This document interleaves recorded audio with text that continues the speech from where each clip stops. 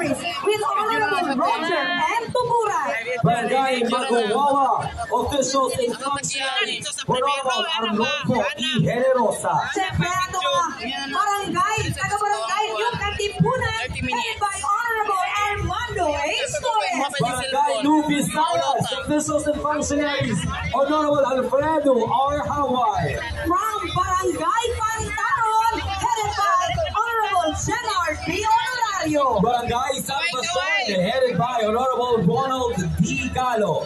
From the Barangay San Jose, headed by Honorable Janet D. Castillo. Barangay San Miguel, Honorable Tito A. Bison. And with us today, the officials and functionaries from the Barangay San Vicente, headed by Honorable Israel B. Manalo. Honorable Joel H. Mirafuentes Sr. of Barangay Talono, officials and functionaries. With us today also are the officials and functionaries from Barangay Tibalog, headed by Honorable Jubilin C. Amar. And of course, from Barangay Tunalian, officials and functionaries, we have Honorable Jeronimo Kumanid. Yung buntag sa tanan from our barangay officials, SP members, of course, gikan sa the provincial and congressional office, and of course, headed by our municipal officials. Yung buntag. We have also the Sangguniang Kabataan officials, Barangay Balagunan, headed by Honorable Christian Dave Maslog.